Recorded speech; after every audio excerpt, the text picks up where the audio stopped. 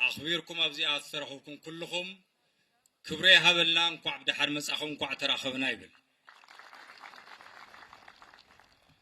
زانا لما عنتي أبسي أستراخبنا لا بروغرام حاصاريا كلاتنا كم نفلتو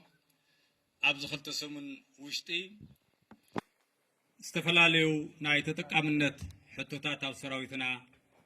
ناتلعلو صنحو قلتفهم مفتح كركو اللوم تحاسيبو عبناي مفتح من قدو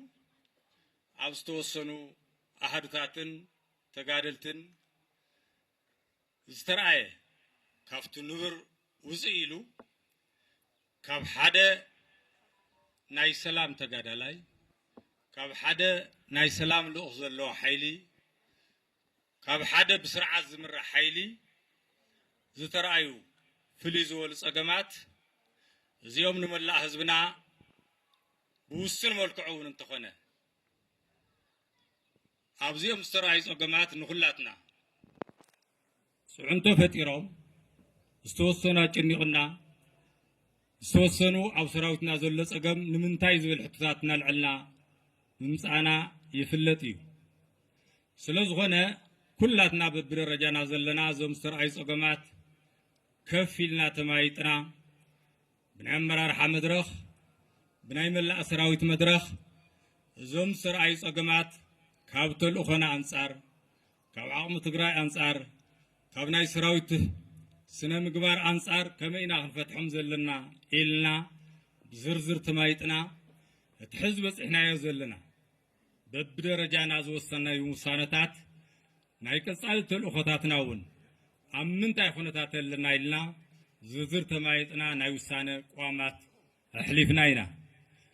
زوم نايوسانة قواماتنا ببمدرخ نحلفنا يوم ببأهدو نحلفنا يوم زمسانا أب بمأخل درجة وي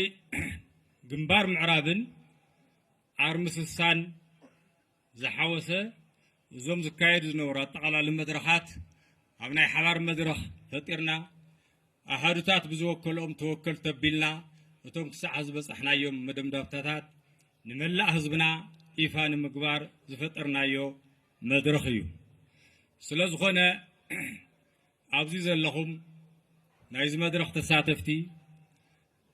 بزي بميديات كتاتلو ناي حزبنا كلهم زوم بس إحنا يوم مدم دفتاتنا بزرزر ترديهم أسألون أولو خنا زلنا تقادلت مخانا كتجنزولنا نفلت سلازخنا أزيم بقص غيرنا نفتزرزرنا يوسانتات تكبرنا زرزرة فزاس ما نمتاو أبزي ناي شديشت عرم توكلتي بصوت لهم أكمام تانون ناي سلاسان حمشتن توكلتي ناي 4 كلتن توكلتي ناي جنبار ستاف ناي أرم سلسا ناي 14 سلسته ناي 14 شوعته توكلت لنا كلاتنا طب دحريز له سراويت قعان ز مدرخ زي بب مدرخو ناتصاتفوا لزمصه عفتمت ناي متقال المدرخ تساتف زمصه يمو نافتن زرزر ناي وسانا قامنا قدمتاو كلهم توكلت زغونكم بب ارمخم كاو تقمطكم ختلعلو بخبر يدلاو توكلت كلهم كابزل لهم ختل علونا أمرار حارمي بب أحدهم كتاتو بخبر يسوع ناي وساني كوميتي ناوي كتمصو ناي وساني كوميتي أتفلكم ناوي نعو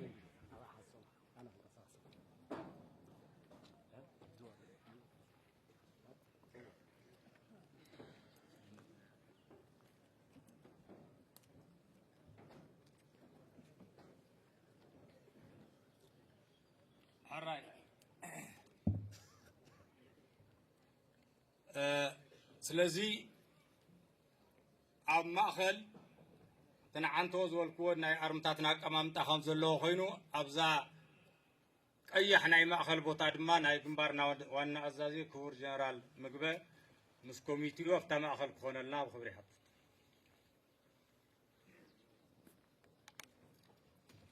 ኩላትና ኢድ ንኢድ ንተሓሓዝ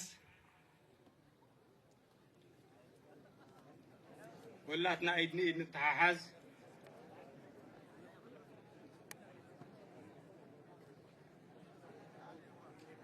ኣብ መወዳእታ ድሕሪ ናይቲ ውሳነ መእተዊ እተን 1 2 3 ተባሂለን ዝቐርባ ናይ መግለፂ ቅዋም እታ ናይ መወዳእታ ቃል ብክብሪ ክትደግሙለይ የተሓሳስብ ናብታ ውሳነ ንባብ ይኣቱ ኣለኹ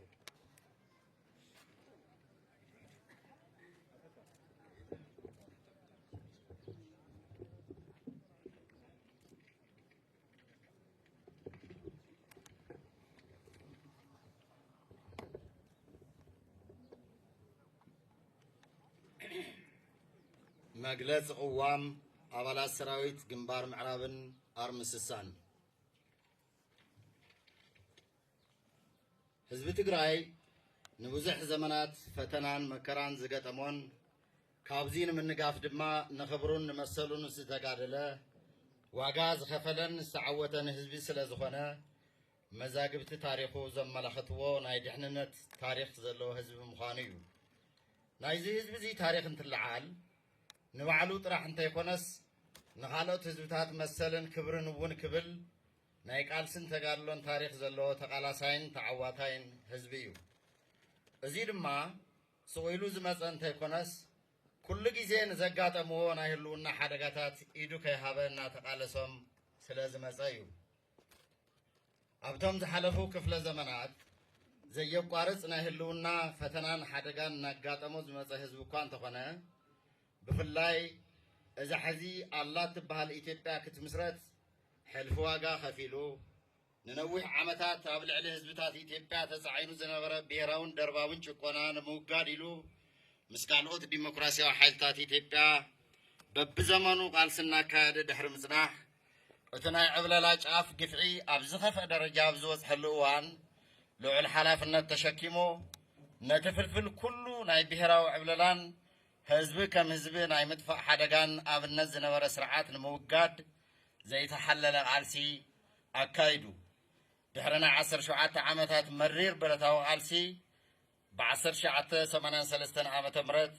نقولهم حزبتات بمعرض رئي حق منقستاو ديمقراسيا وسرعات كفتر زخالة تقالاساي حزبيو يخون امبار إذا حدش سرعات كلهم حزبتات بمعرض نبرلو كلهم حزبتات بمعرض ساتفلو سرعات كهنس حلف مسواتي حلف واقع خفيلو نابزي قارص عبيتن لمعاتن زسقاقر حدش لو تكمت زقبرة ديمقراسيا وسرعات أفريسوم عبلع لحزب تقراي جنسايداو كينات أوجوم تقباراوي غيرهم ويوم حزب تقراي دما تاريخو عنصار زقطمو كبرت فتناتات زقبر قالسن ناي دحننا تاريخن سلازخونه أبلعليو جنسايداو كينات كابستاوجو على جميرو كم حزبي أو حدا سميرو حدنتو أتنكرو عدمه صوتان هايمانوتن كيفله أنصار زقطمو ورار حزبا معبل فتيرو نامختو بمعسال أو حتصير جيزين أو سلف تغيرو صلاتو زحفرة حلاواتون دحنتون بقلصمو زرقاقسن نصلاتو أقديدو نافتانا يوترو ديليتن بحقن حزب تقراي زخونت سلام كناعتون سممع سلام بريتوريا كفر رمون زقبرة عالم أمينا كتقبلو زخبدا مستنكراو جاقننات زفت سمن حزبيو فلما حزب تقراين بيهراو قدابتاتون بحيلج أفلق كان من بركاخ حيزم مستوقسو تعبيتن تمكحتن بغلصم حفاش تدعيخم حزب تقراي بحيل برت من بركاخن مجزان فتصوم كم زي كال مخاطة حزب تقراي مسرقا قسلهم كالي من مارسي كنادي ينفتينهم بحيلك سعرو زي خالو حزبي تنكارو حادنتي إلهم سلاز آمنو حادنت حزب تقراي نمبتان ميلينات جنزم مديبهم حزبي بأوراجا بعدن خبابن ككفافل حادنتو كزرقمو دخمتنا تبليصهم بحيلي كقطاطر وازي خالو تግራይ ستت ኢሎም ከኣቱን ናትና ዝብልዎም ምስለነታት ኣብ ትግራይ ክሸሙን ዝነበሮም ድሌት ሳላ ቃልስን ጽንዓትን ህዝቢ ትግራይ ተመኪቶም በርዒኖም ተሪፎም እዮም እዚ ድማ ሳላ ንቕሓትን ሓድነትን ህዝቢ ትግራይ ሳላ ዝነበረ ውሕሉል ፖለቲካዊ መሪሕነት ሳላ ሓድነት ወታደራዊ መሪሕነት ሓይልታት ጸጥታ ትግራይን ተመኪቶም ኣሰላልፎም ክንጽሩን ንሕናውን ናትናን ዘይናትናን ክንፈልጥ ክኢልና ኢና ኣብ ውሽጢ ኮይኑ ዝሕምሰና ዝነበረ መሪሕነት ኣንፈቱ ነፂሩ ናፍቶም ደመኛታት ጸላእቲ ህዝቢ ትግራይ ዝኾኑ ጀኖሳይደራት ክውግን ብምኻሉ ኣብ ትግራይ ተፈጢሩ ዝነበረ ናይ ጥፋኣት ሓደጋ ክእንጠጥን ሓድነት ህዝብና ናብ ሓደ ክመጸሉ ዝኽእል ስራሕ ንምስራሕ ምቹ ባይታ ፈጢሩን እዩ እዚ ድማ ናይ መጨረሻ ዕድል ኢሎም ዝወሰድዎ መማረፂ ኣብ ትግራይ ድሌትና ከይንገብር መሪሕነት ከይንቀያይርን ናትና ሰባት ከይነቕምጥን ቀይዱ ሒዝና ዘሎ ሓይልታት ጸጥታ ትግራይ ስለ ዝኾነ ንዕኡ ናይ ምፍራስ ስራሕ ክንሰርሕ ኣለና ብምባል ፈለማ ንላዕለዎት ኣመራርሓ ሰራዊትን ኣባላትን ንምክፍፋል ንመራሕትና ብዙሕ ሽማሽም እናሃቡ ሰራዊት ከላዓሉ ፈቲኖም እዮም ቀፂሎም እውን ካብ ታሕቲ ክሳዕ ላዕሊ ዘሎ ሰራዊት ተማይጡ ተመኻኺሩ ዘትዩ ጊዜያዊ ምሕዳር ትግራይ ስርሖ ኣይሰርሕን ዘሎ ይመዓራር ኢሉ ዝወሰኖም ውሳነታት ሰራዊት ትግራይ ወሲዮም ላዕለዎት መሪሕነት ጥራይ ከም ዝወሰንዎ ኣምሲሎም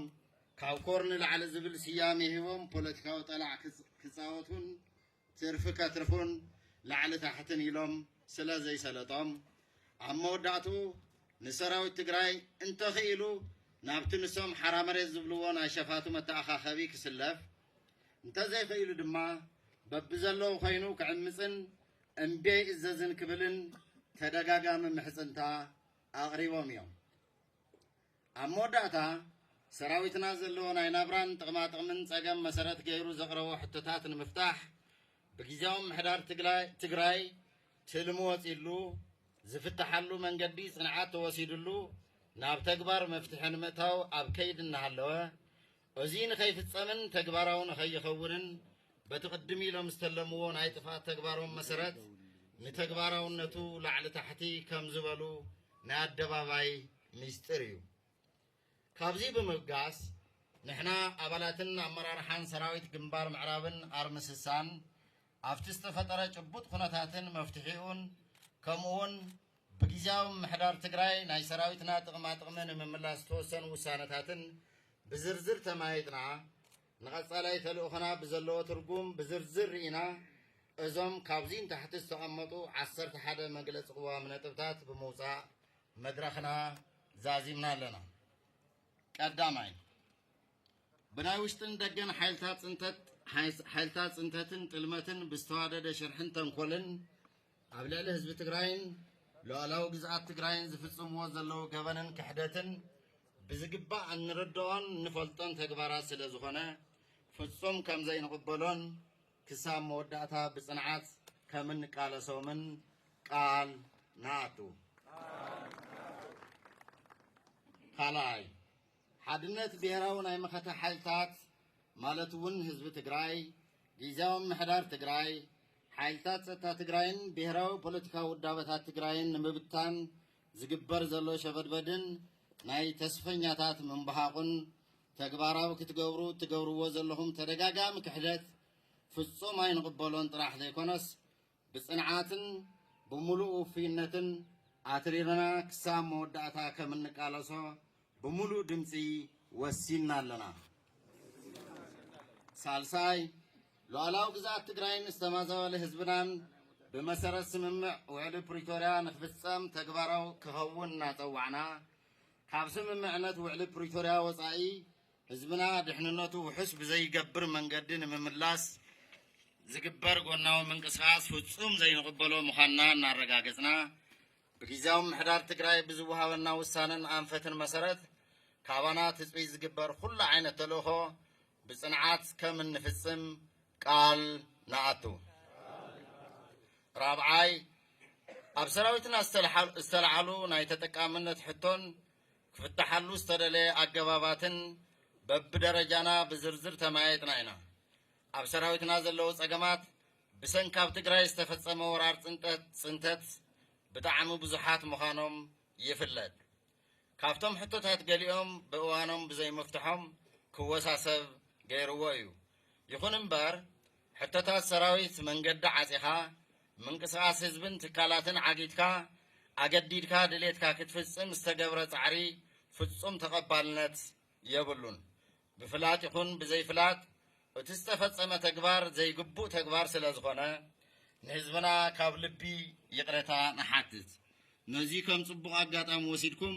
ከውሮ ሓምሓም ዝወቓዕኹም ሓይልታት ክሕደትን ጽንተትን ድማ ከም ዘይሳኽዐልኩም ነረጋግጽ። ሓምሻይ ኣብ ሰራዊትና ዝተለዓለ ናይ ተጠቃምነት ሕቶ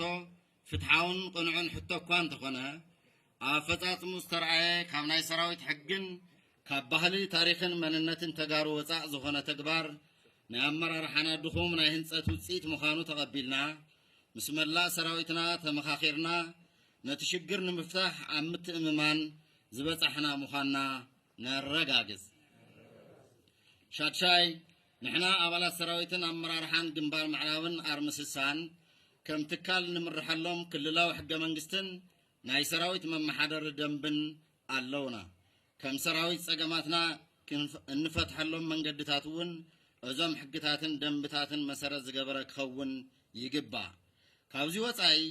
ሞራል ሰራዊትናን ህዝብናን ብዝጎድእ መንገዲ ዝተፈጸመ ተግባር ፍጹም ተቐባልነት ከም ዘይብሉ እናረጋገጽና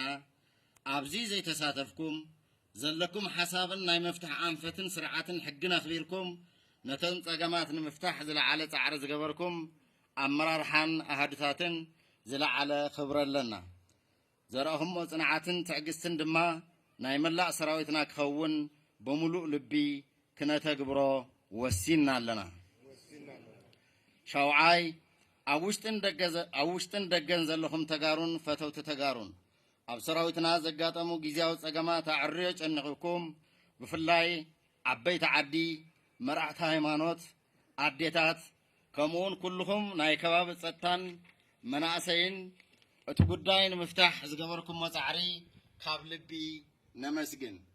ብኻሊእ ወገን ጸገማት እንተጋጥም ካብ ላዕሊ ክሳብ ታሕቲ ኮፍ ኢልካ ተመኻኺርካ ናይ ምፍታሕ ሃፍታም ተመክሮን ልምድን ዘለና ተጋሩ ኢና። ድሮኳ ናብቲ ንቡር መንገድና ኣቲና ኣለና። ቀጻሊ እውን ከምዚኦም ዝመሳሰሉ ጸገማት እንተጋጥሙ ብትሪ እናተቓለስናን ኣብ ዕላማናን መስመርናን ብጽንዓት ደው ከም እንብል ነረጋግጸልኩም። ሻምናይ ጊዜያዊ ምሕዳር ትግራይን ላዕለዎት ኣመራርሓ ሰራዊትን እቶም ብሰራዊትና ዝተለዓሉ ወድዓዊ ሕቶታት ብዓቕሚ መንግስቲ ትግራይን ህዝቢ ትግራይን ክፍትሑ ዝግብኦም ክፍትሑ ኣለዎም ኢሉ ዝወሰኖም ውሳነታት ካብ ልቢ እናደገፍና ካባናት እፅቢት ዝግበር ኩሉ ዓይነት ተልእኾ ብብቕዓትን ቀንዕናን ተግባራዊ ከም እንገብር ቃል ንኣቱ። ታሽዓይ ንሕና ኣባላትን ኣመራርሓን ምዕራብ ግንባርን ኣርምስሳን ዘለውና ዝተረፉ ናይ ህዝብን መንግስትን ተልእኾን ዕላማታትን ንምዝዛም ከምኡውን ድሕንነትን ህላወን ንምኽባር እነካይዶም ጸናሕና ድልውነትና ናይ ምርግጋጽ ኩሉ ዓይነት ወታደራዊ ስልጠና ሕዚ እውን ኣጠናኺርና ብምቕጻል ውሕስነትና ከም እናረጋግጽ ደጊምና ንህዝብን መንግስትን ትግራይ ክነረጋግጽ ንፈቱ። ዓሽራይ ኩልኹም ሚድያታትን ተጠቀምቲ ማሕበራዊ ሚድያታትን ኣብ ናይ ሓደ ሃገር ህንፀትን ዕብየትን ዝለዓለ ተራ ከም ዘለኩም ንኣምን። ይኹን እምበር ገለገለ ሚድያታትን ተጠቀምቲ ማሕበራዊ ሚድያታትን ትግራይ ገጢምዋ ዘሎ ሽግር ኣብ ምግዳድን ብሔራዊ ሓድነትናን ናይ መኸተ ዓቕምናን ኣብ ምፍራስ ተዋፊርኩም ጸኒሕኩም ኢኹም። ካብ ተግባርኩም ክትቁጠቡ እውን ተደጋጋሚ ጻውዒት እናቕረብና ጸኒሕና ኢና። ሕዚ እውን ካብዚ እኩይ ተግባርኩም ክትቁጠቡን ኣብ መሰረታዊ ረብሓታት ህዝቢ ትግራይ ትኩረት ገይርኩም ክትሰርሑን ደጊምና ንጽውዕ። 11 እዞም ኣብ ላዕሊ ዝተገለጹ ናይ ቅዋም ውሳነታት እነመሓልፍ ዘለና ተወከልቲ መላእ ሰራዊት ግንባር ምዕራብን ኣርምስሳን ኣብ ታሪኻዊትን ጥንታዊትን ከተማ ኣክሱም ኮይና ኢና። ኣክሱም ማለት ታሪኽ ተጋሩ፣ ኣክሱም ማለት መግለጽ ስርዓትን ስልጣንን ሕግን ተጋሩ አክሱም ማለት መርእያ ቅርስታት ተጋሩ አክሱም ማለት ካብቶም 4 ስልጡናት ናይ ዓለምና ሃገራት ሓደ ምንባሩ አክሱም ማለት መርእያ ምክኣል ሃይማኖትና ምዃኑ አክሱም ማለት ምድረ ቀዳሞት ምዃኑ አክሱም ማለት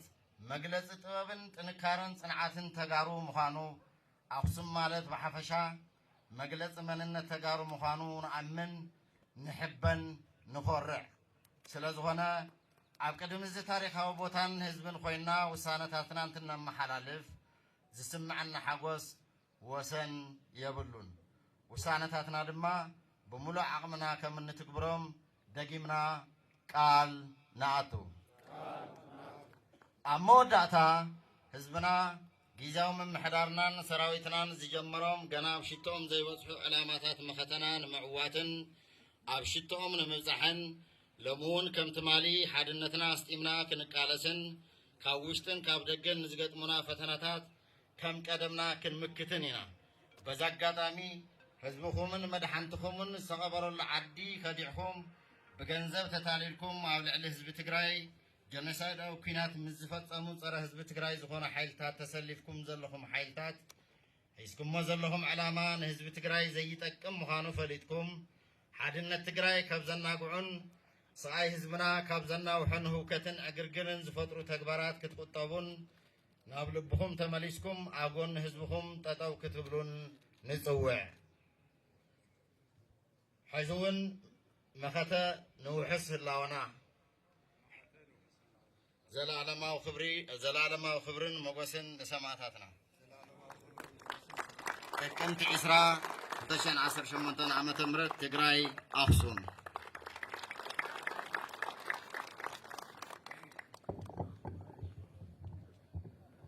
يقنيلنا